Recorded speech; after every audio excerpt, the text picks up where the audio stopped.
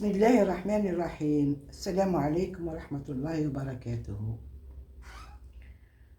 Voilà, aujourd'hui nous allons voir ensemble un sujet très pertinent et là je m'adresse beaucoup plus à la population et pas au personnel médical parce que je leur apprends rien normalement. Voilà, donc on va parler aujourd'hui de le cancer du côlon ou colorectal. Le cancer du côlon ou colorectal. Le cancer colorectal est un type de cancer qui affecte le côlon, le gros intestin ou le rectum. Il est répandu dans le monde, qui peut avoir des conséquences très graves et survient généralement après 50 ans. Et il augmente avec l'âge, d'où l'utilité de procéder au dépistage précoce dès les premiers signes. Quoique le cancer colorectal est asymptomatologique, c'est-à-dire le cancer colorectal, le gros intestin, au rectal, c'est le rectum. Et nous allons voir ensemble comment faire la différence avec les signes cliniques, comment faire la différence entre les deux, le côlon ou le rectum.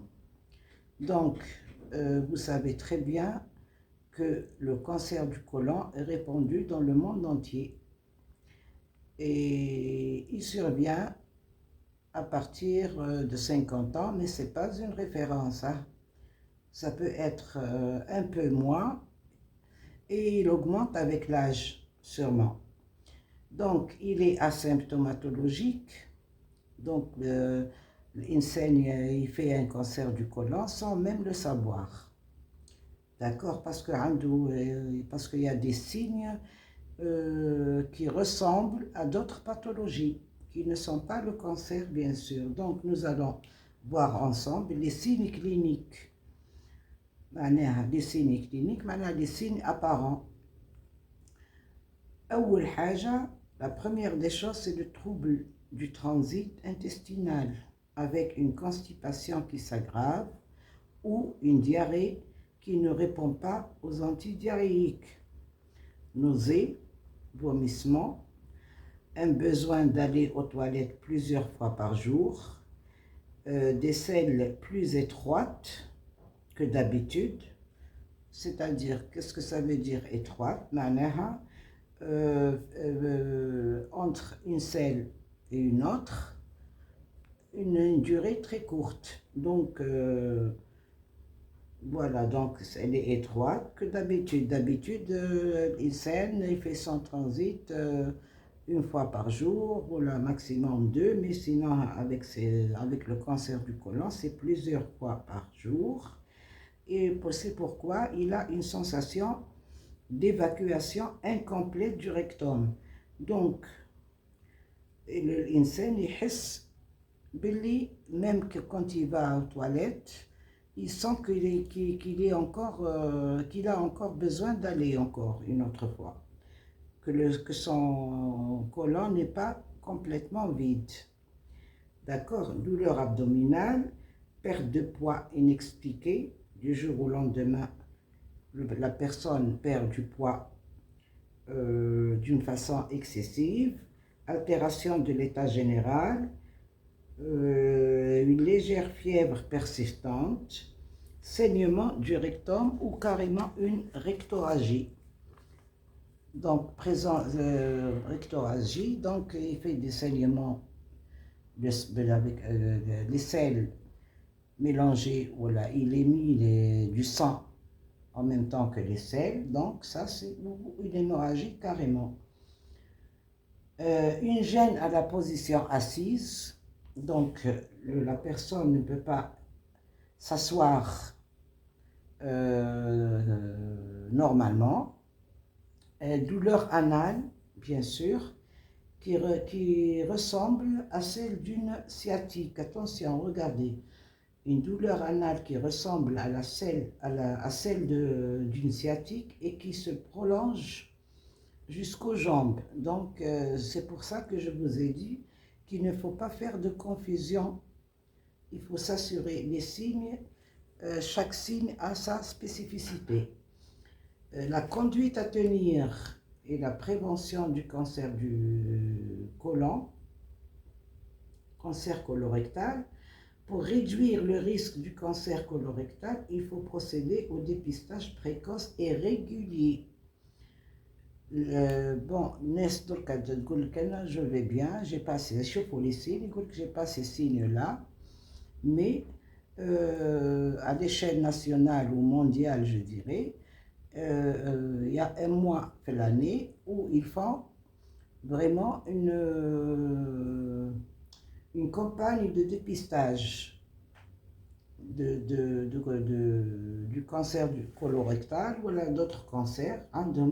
Qui m'a le cancer du sein, d'accord. Donc quand ils font la campagne de dépistage, il ne faut pas hésiter à aller se dépister. C'est bénéfique. Donc, la conduite à tenir, un mode de vie sain, une alimentation équilibrée, activité physique, et je ne cesse de le dire et de le redire, ne serait-ce que la marche, arrêt de l'alcool et du tabac, il faut s'abstenir de la nourriture trop épicée, bien sûr, surveillance pondérale, c'est-à-dire on surveille son poids à chaque fois, ne pas s'exposer trop au soleil pour éviter les rayons ultraviolets. Vous voyez, donc, c'est des choses que les gens ne savent pas. Faire des examens immunologiques comme la recherche du sang dans les selles chaque 2 ans. L'insan qui a les BCD, il se fait dépister, il va au laboratoire, il a un petit prélèvement des selles, des matières fécales, il va au labo, il y a comme un pot, il fait une noisette de matière fécale et vous l'envoyez au laboratoire pour rechercher éventuellement présence du sang dans les selles, minimum chaque 2 ans.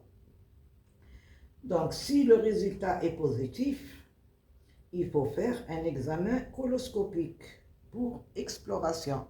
Donc le contrôle, ou par exemple le labo où le résultat positif, ne vous affolez pas, il faut être calme, d'accord, agir doucement et sûrement, aller traiter et surtout ne pas avoir peur, d'accord, pour ne pas développer un stress important. Donc il y a la coloscopie. La coloscopie permet de visualiser les gros intestins. Elle permet aussi de détecter des polypes ou des lésions cancéreuses. Les polypes, la bonne nouvelle, qui t'a de la coloscopie, vraiment une bonne nouvelle, mais s'il y a présence de polypes, ils peuvent la retirer lors même de cet examen. Au cours de l'examen, ils peuvent les polypes, ou normal, et c'est un traitement déjà. Donc, prendre beaucoup d'eau, faire la marche, nourriture saine, pas d'épices, pas trop d'épices dans la nourriture, arrêter l'alcool et le tabac, la surveillance, surtout la surveillance pondérale et le poids.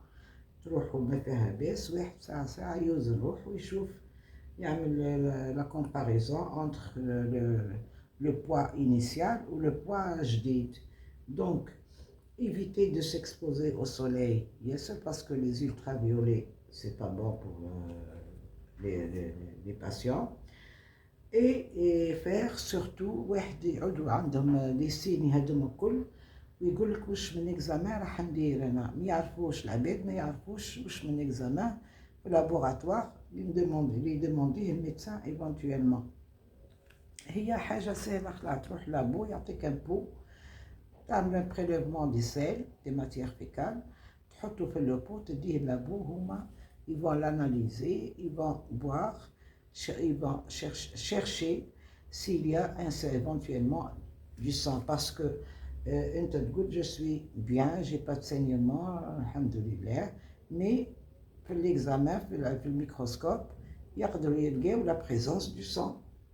Donc si le saignement n'est pas vraiment important, mais bien quand on va aux toilettes, donc il faut faire l'examen là, au moins, s'il est négatif, au moins chaque 2 ans.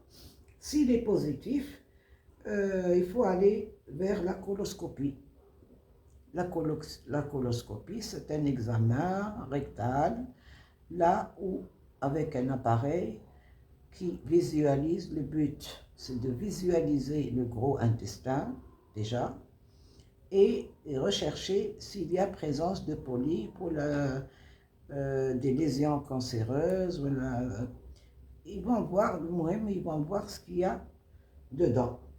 Donc, et la bonne nouvelle, que les polypes اللي لهم الحمات دوكا قادرين ينحيوهم في l'examen في ديتو بعد. Lors de l'examen, on peut retirer les polypes هذوكا, donc, et avec un traitement, Inch'Allah, ça ira. Il ne faut pas se laisser حتى يجيكم l'altération تاع l'état général تاعكم, ومن بعد هو le cancer il a des stades. Et si on ne prend pas en considération les signes où on agit à temps, le cancer peut se développer et ما يروح le médecin حتى يلقى روحه في un stade avancé, mais même la plupart du temps يروحوا en métastase. Donc il faut dépister, il faut traiter à temps. Alhamdulillah, qu'il y ait des examens à faire, qu'il y ait des investigations, qu'il y ait la chirurgie, qu'il y ait كلش دركا. Normalement, الإنسان يتثقف على صحته, je le dis, je le redis, نثقفوا رواحنا على صحتنا, نحاولوا نفهموا واش كاين واش ما كاينش, comme ça on agit juste et surtout au bon moment. Je vous remercie et السلام عليكم ورحمة الله وبركاته.